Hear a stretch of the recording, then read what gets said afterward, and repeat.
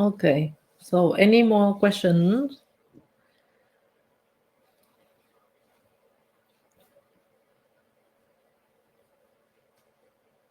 And how do you feel sharing this, being this live stream? I feel much better than I expected. Before we started, I feel a little bit anxious about it. Why? Because I had some fears of not being able to be truthful. Like saying lies without knowing. Yeah. We caught your mind many times, right? When it's that fabricating thing, Yeah. and that kind of freak you out. So in the end, I feel really good, and thank you for like being so open with me and supporting me. I think it's not like an option to me. I'm forced to do that in my life. Yeah, I know. It's But, like a curse. I'm very grateful for it. So would you tell them what you're doing, like how you're tackling this, how you're challenging your old belief and system and brain and delusions and all But the observing. habits and patterns? Yeah, tell them. Because I tell you, because if we put this on YouTube, many audience don't know about observing or anything. These are the special audience in my little group in Nila. But if we put this more like more publicly, many people would not heard or know of what I'm practicing or what I promote or the path to knowing oneself. So to be able to debunk my illusions and to not follow my imagination, and also to stop it from happening again, I have been observing my thoughts. I intend to do it every single second, but I'm not there yet. I can see many times that sometimes I hold on to thoughts going through my head, and only after some time I observe what's going on, and then I either let the thought continue or discard it. But basically what I've been doing is that every time I see that I have a decision or a choice to make, instead of blindly following what my mind tells me, I would first observe reality and do a reality check, see what's going on around me, see how I feel, see what's going on with the people that I am with, and then only will I decide to act or discard a thought or continue or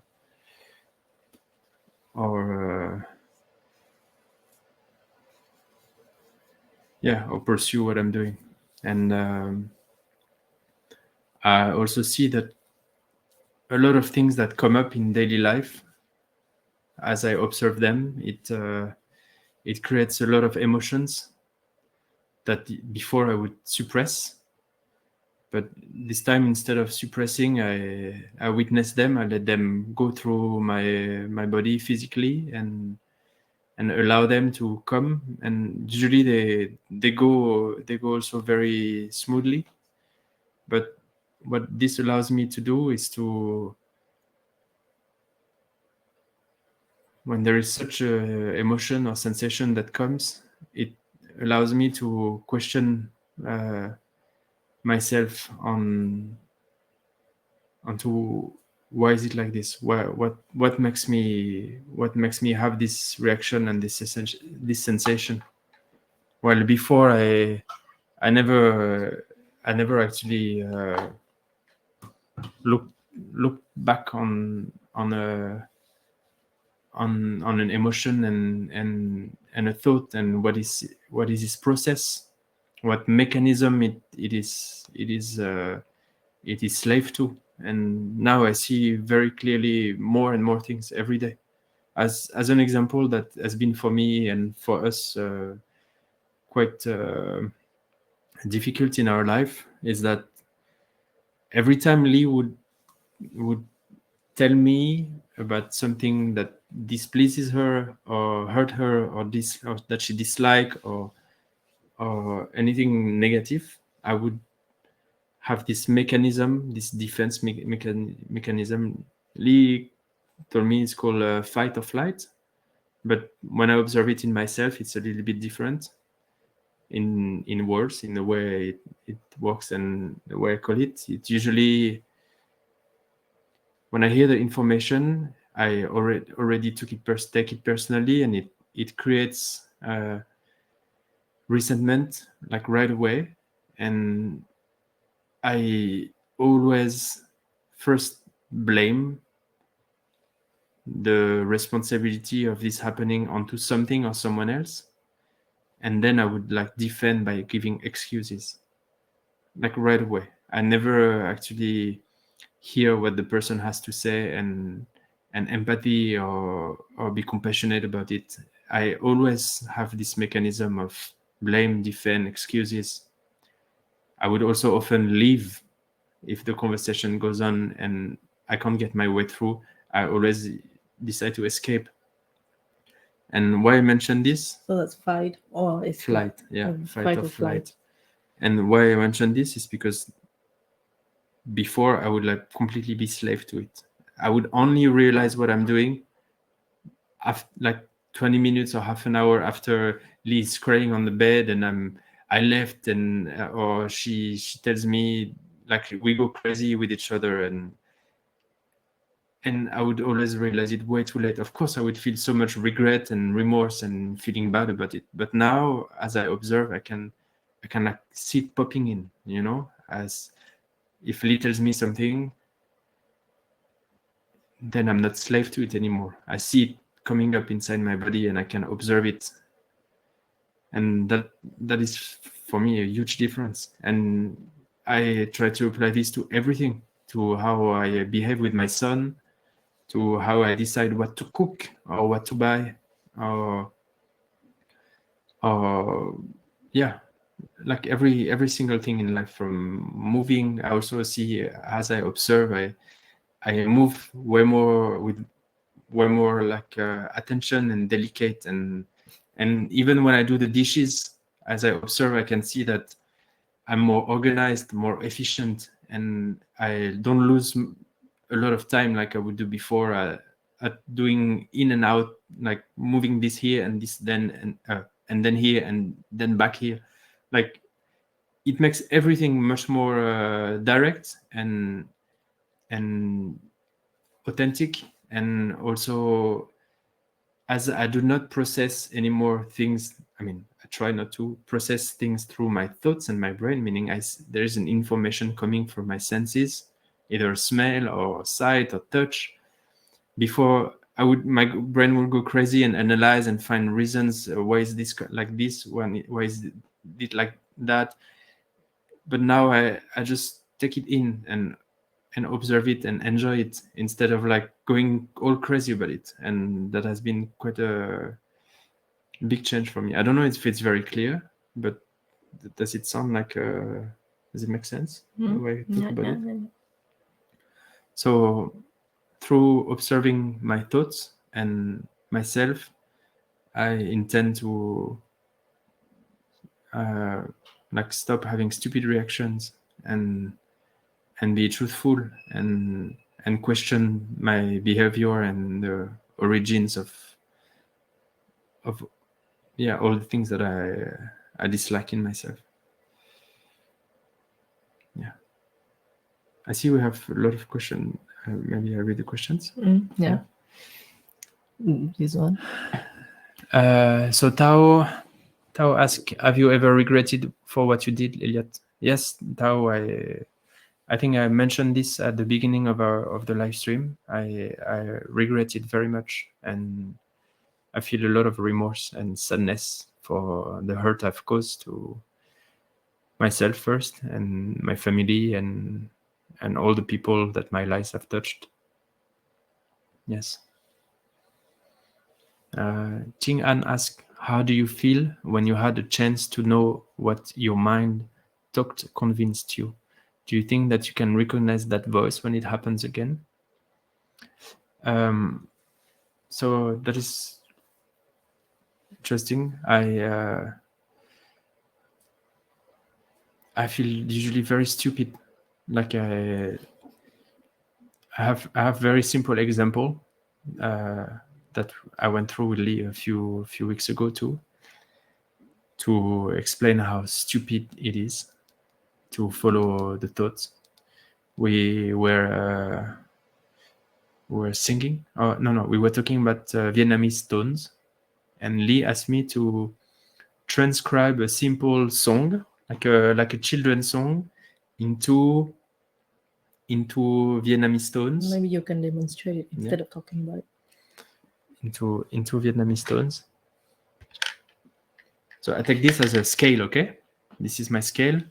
At the beginning, at the bottom, it's the lower tone. Will be the lower tone, Huen. Yeah.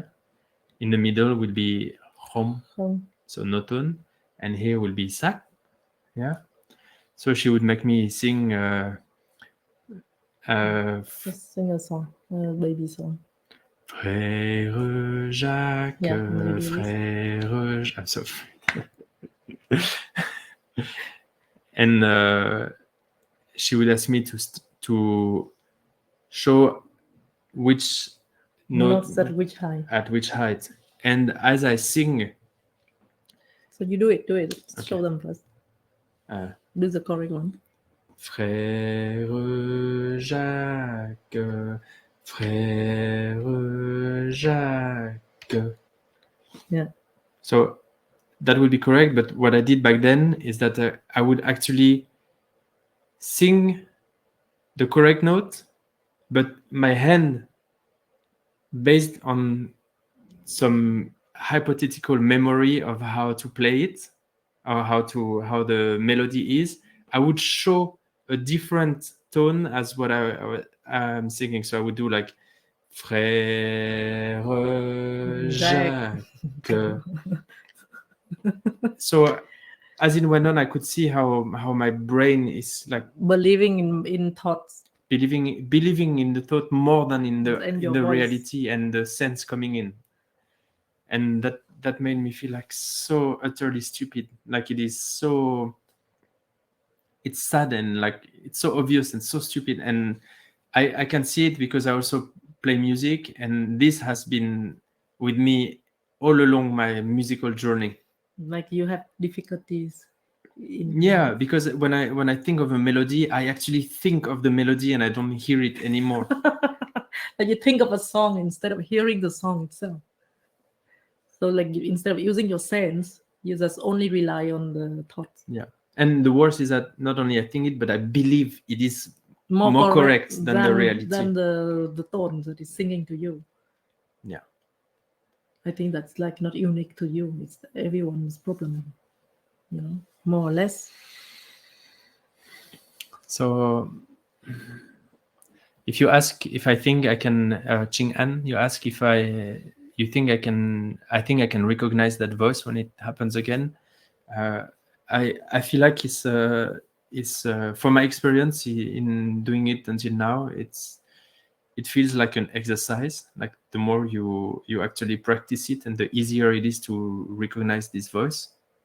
And now I can tell that yes, I can recognize the voice. The thing that I still struggle with right now is how long it takes for me to recognize or to observe this voice, or to observe that I am believing this voice.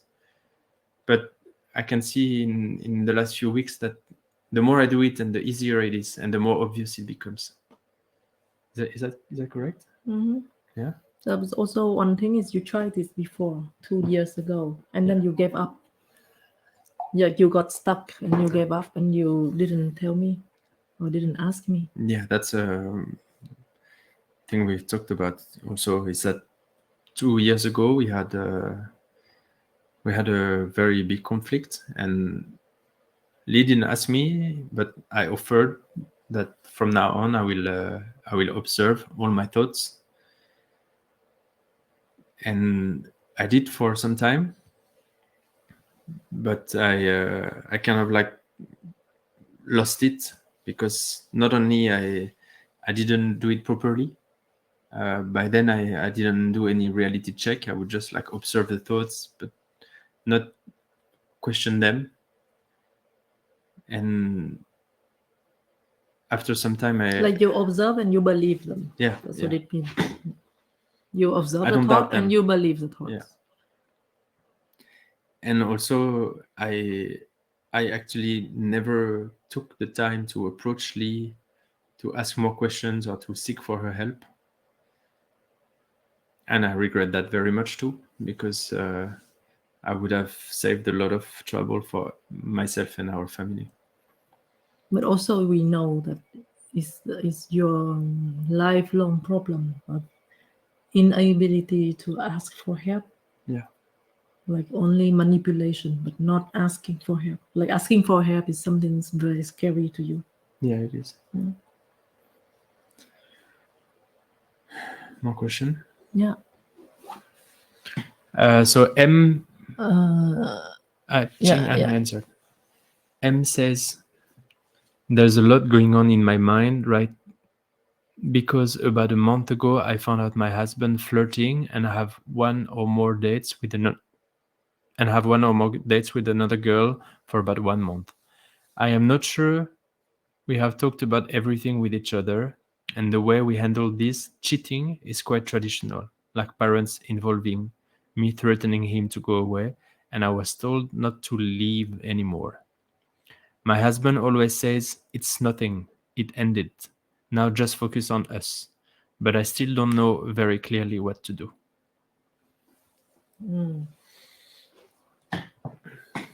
There's this image, this saying of putting all the trash inside the bed and say it's nothing, it's over. No, there was something, and as long as you don't dive down to understand what it is, then no one can focus on the present, because the trash is included in the present. The trash that your husband suppressed or not understanding what made up of his decision or his choice or his delusion is still there. It's still there. It's deep down inside him. It's not understood by him or not discovered. For you,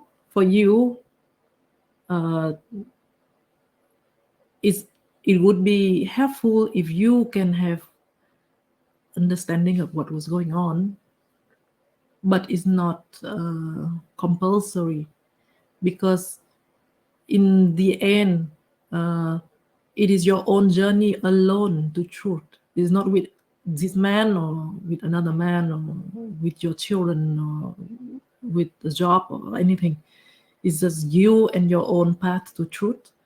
So whether life gives you a man who is honest or who's dishonest, who want to face reality or who don't want to face reality, is really not up to you to choose.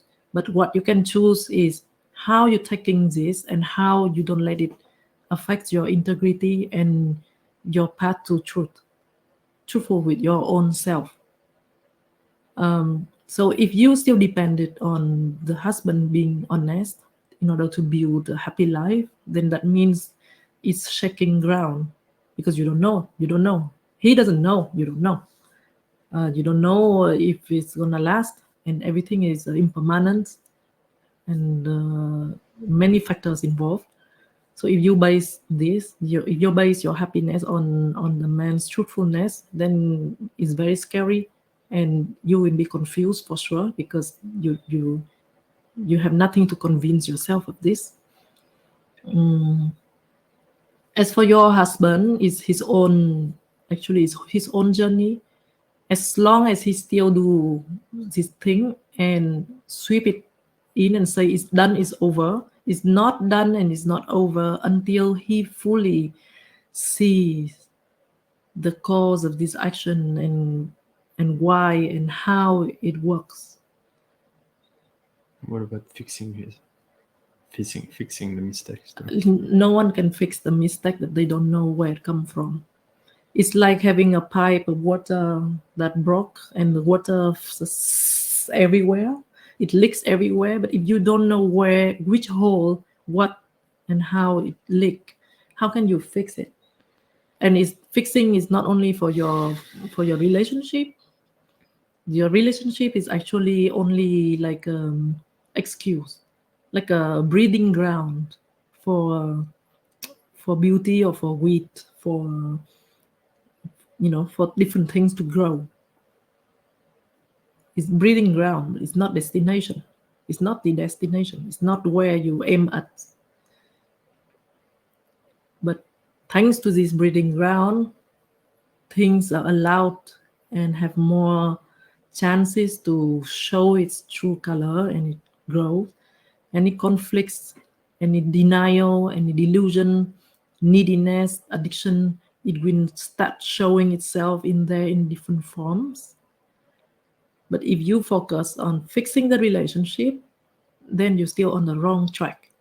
So for the wife, you should use this opportunity as a way to listen to your own pains, understand more of what conditions you're still holding on, what beliefs you're still holding on.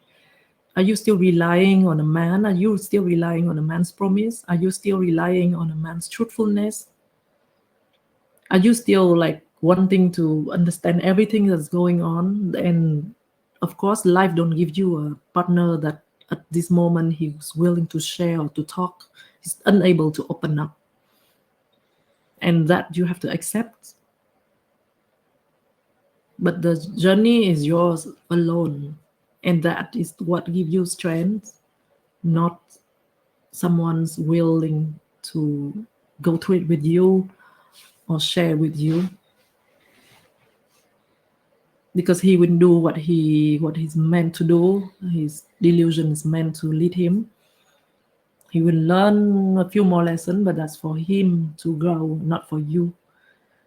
Your lesson is right now, right here, with discovering these facts, having absolute no control over how a person can be truthful or not truthful with you.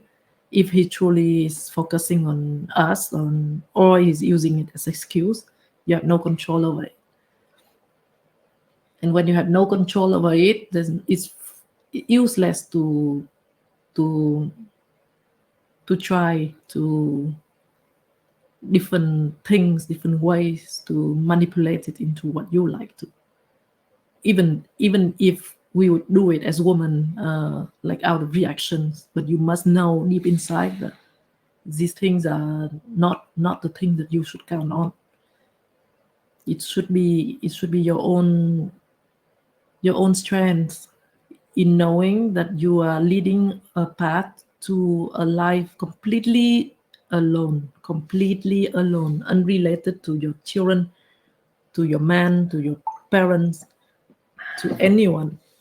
You should not be affected by anyone, whether you are happy or not, and whether you are truthful to yourself or not. As long as you still depend on a man or on a marriage or a couple life in order to feel that you are safe, I think that ground will still continue to shake until you realize something.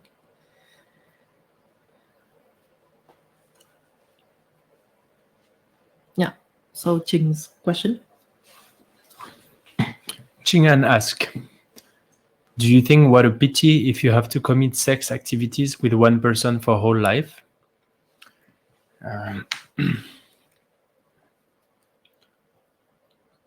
I used to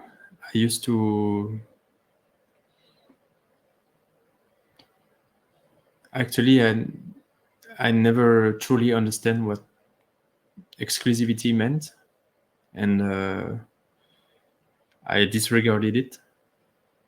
But I suggest we don't talk a concept, especially when she doesn't mention concept and you use the concept. Okay. Yeah. Okay, so I'll answer just based on my experience. In the past few years, I've had a lot of different sex partners, and I can tell that never once it's been making me full or fulfilling.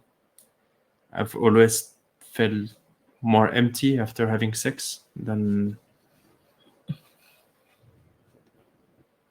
before. Of course, I'm talking except with Lee. And I can see that every time I have sex with another woman than Lee, I share some of my energy and it depletes me. And also there is all the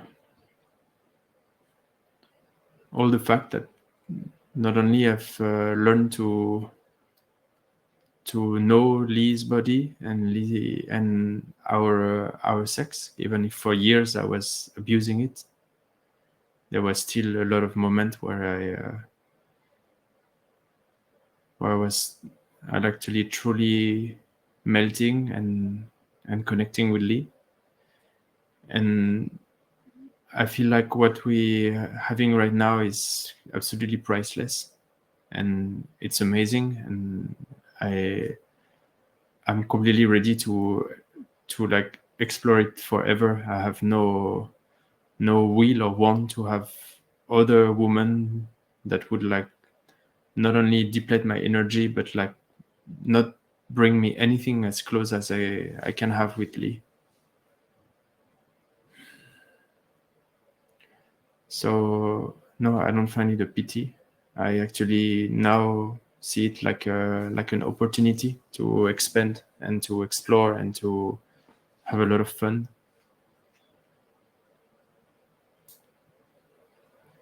Yeah, do you have anything to say about it? Yeah. So if the question direct to me and I would tell myself, oh, you can only have sex with one person in whole your life, it would sound like a restriction and a limitation and a miss of opportunities, right? But because I also went through this period of having multiple sex partners and experimenting one night stands and unconditional love, sex without string attached, friends with benefit, all these all these things that I actually realized that when you are completely honest with yourself and your body and your energy, and you're not committing sex in the sense of quick release for escaping the tension, whatever problem that you're having in your life, and you're not treating sex as a way to fill in something that you're lacking, like using the other man or using other woman to like fill in these holes that you've been avoiding to see. That is actually really difficult to have sex like that, like expansive for its own purity. Purposeless. Yeah, purposeless. It's the beauty flow of life. It's not to exchange for anything. It's not to avoid seeing something. It's not an escape. It's not It's not used as a trade. yeah, not trading, not gratification, gratifying gratifying to yourself or to other people, using it as a reward to yourself or reward to other person, using it as a way to manipulate someone into wanting you, loving you, needing you, missing you. If there's such a sex, is really rare. It's really hard to have. So even if with your own self and with one another partner, that's already lifetime achievement. Like me and Eliott, it's been 6 years. We went through a lot of things, and Eliott now only start realizing why why why it matters, or what's the difference between sex as the way of using each other and sex as the pure expression. No hurry, no worries, no hits. Like sex must end. You must have orgasm. You must have ejaculation. There's no such thing. It's just like this flow of energy, and you appreciate it and you love it fully, and you invite the other person to share, and the sharing is not disrupted because she's needy or she's insecure, or you are needy or insecure. And that kind of connection is actually very hard to find. So I had come to realize many years ago, before I met Eliott,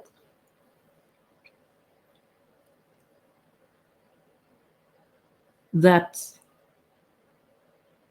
if I engage in another person is only, again, another lot of work to, and a lot of pain to see the person struggling, pretending, putting on effort to please you, to gain recognition, like a lot of shit that that one would have to perform in sex, and it kind of reduces the beauty of sex for me. For this reason, the illusion of, oh, the more the better is completely destroyed. It's not the more partner the better, the more variety the better. It's just more variety of delusions, more varieties of struggling. Like, oh, this man struggled this way, the other man struggled a different way. You know, like it's nothing sexy about it. And so I also don't look for words to, like, oh, this guy have a different way, of different techniques. The other guy has different techniques. The other guy has different size. This guy has different smell. This guy has different habits. Actually, I see it all still as struggles and as addiction to avoid seeing the fullness within oneself.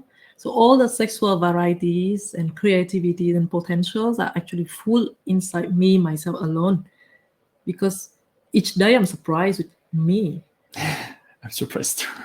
Each day I'm surprised with me, how I cry, how I laugh, how I find this beautiful, how I find this amazing, how my sexual energy can manifest into different things that I didn't know before. That fullness is given by the universe, by the varieties of how the universe manifests itself, and I'm just like a channel. And if I'm very transparent and truthful, then it's like having sex with myself. Like enjoying the sexual energy and multiple ways that it could transform to. And there's no need of searching for more varieties in other people because I'm so boring and I'm so fucking bored with myself. No, there's no such moment of being bored with myself or with what's happening through me. And that's why there's no need. I don't feel the need to pursue or to do anything. There's inspiration, there's creativity, there's fun, there's curiosity, but never like a need, something that is lacking, that is hurting from within if I don't have. And because I'm aware of this, and also because I have come to realize that it's very rare that someone is this comfortable with their own body and sexuality, that's so full and that they don't need external add-on, you know. That I don't look, first of all, because I'm already full, so I don't look out elsewhere. But I appreciate that life still give me this guy that's stuck in the house. And like he's full of sexual potential and creativity, and I'm full of sexual potential and creativity. And if two of us are completely honest and transparent and just let things happen, then we're sparking like crazy. And that too, I imagine one day, if I don't have any guy, like not even one partner, one sexual partner, it would still be very fine. Like I would make love with nature, I would make love with paintings, I would make love with dance and song, and so many ways to express your sexuality and your sensuality, and feel it bounce off from the environment. And even like, for example, in my social media, I would put a lot of like sexy photos and like how my bodies are in the revealing outfit and all that. It's just one of the way that I love how this energy is expressing through me. One of the way, many ways, not just that way. So for me, it feels like if I have a lot of sexual partner, it would be like a lot of struggles and a lot of delusions that I have to deal with, that I have to witness. I agree with that. It's not like a lot of amazing fun thing. Actually, it's a lot of struggles, like a lot of contacts with people who are needy, who are still lost, and there's more work. It's not fun. It's not joy. It's not anything. Maybe one day life would put me through this kind of situation, but I definitely right now don't feel that it is something I pursue or something I miss. Like definitely not missing. Definitely like grateful that I'm fine with myself and I can have sex with myself. Thank you. With me a bit. Huh? With me a bit too. With you a bit, yeah. Because we bouncing off each other. Like life put us together. So I can't avoid you. Simply that. So Mint says, congrats, Eliott. You may finally look inside, and you are living with Our Thai. our guru now. Cannot say how lucky is that. Yes, Mint, I understand that you think I am very lucky.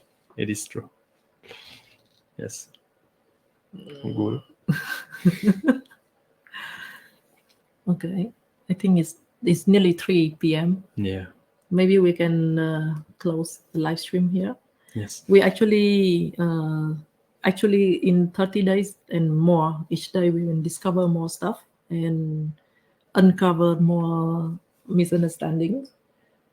And what we had been finding with each other, I think it's very fascinating, because for me, it's like a time to learn about delusions all over again. Like, oh, it's from a different perspective. It's from an outsider perspective, Before I had to go through all this shit, and cope with it and like struggle.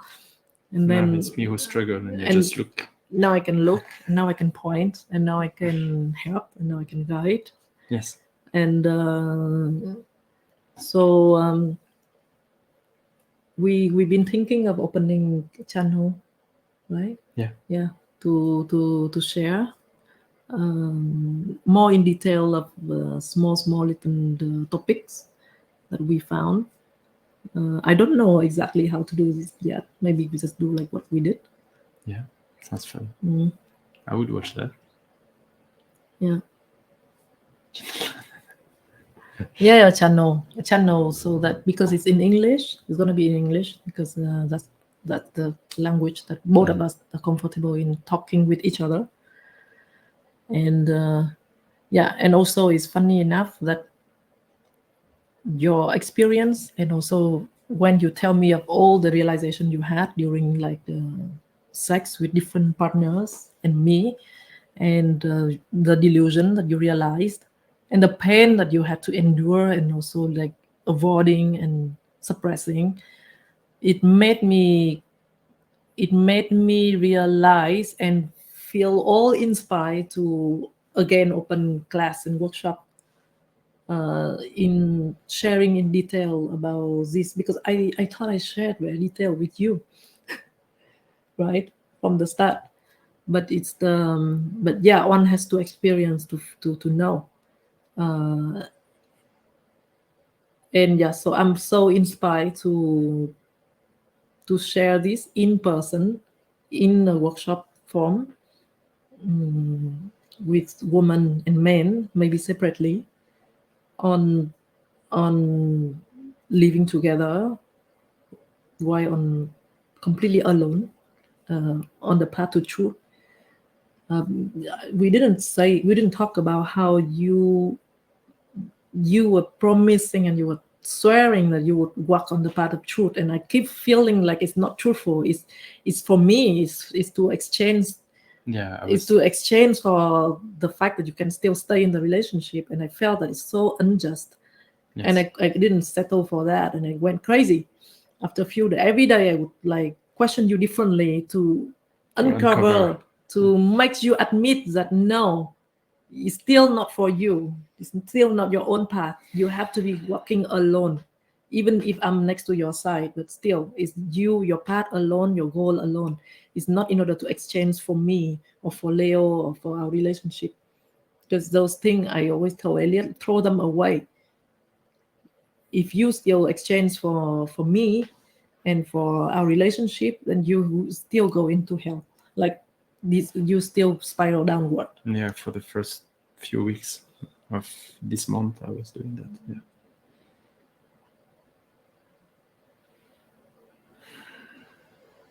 So when did you realize that you must do it for yourself? Like, it's for me, if when I think of my life back then, it's always like it's evolutional moments. It's life-changing moment when I decide that for no one's sake and for nothing else, I will be committed to being truthful and find out the truth. I realized when you kicked me out barefoot. I mean, I was not, but it's what you said. And I went drinking, you know. And then the next day, I told you.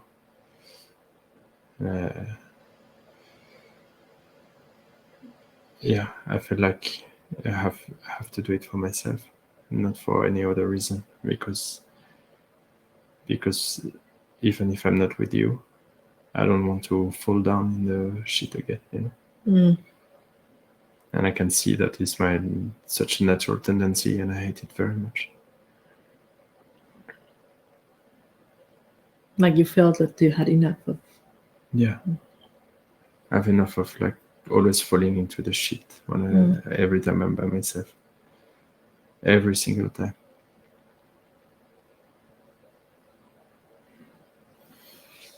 Yeah, so we were talking about the coming like possible workshop, and Mr. Eliott. I would use him extensively, sharing about experience with all the different type of sex, and how, like, you know, as a woman, when I listen to his experiences, I could see myself as this woman, you know, once in my life or somewhere in my life that I had put myself in this situation and actually also participate in the delusion. And it's funny because the workshop like would be about sex, but I think after that no one would want to have sex.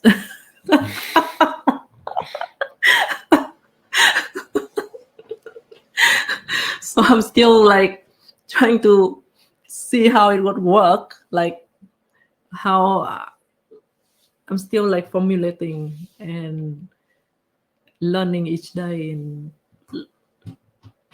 to fully understand what is it that I want to share and what is it that is valuable in this. I think sexual energy is beautiful and everyone deserves to completely stay honest and transparent with it and enjoy it because it's a gift of life like many things else.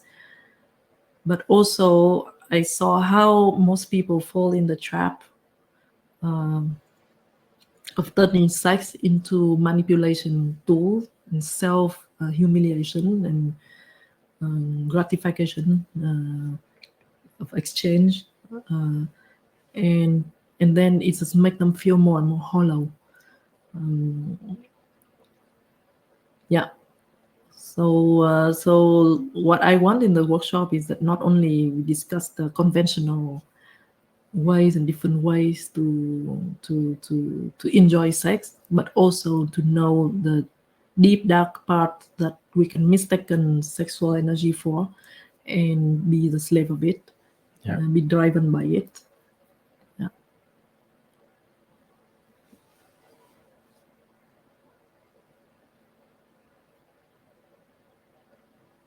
Okay.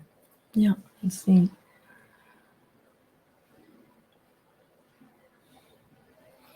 Okay, so thank you guys for being here and asking questions and listening to our sharing. And cute messages too. Yeah. Okay, I think we can end the video here. Yeah. All right. Okay. Bye-bye, everybody.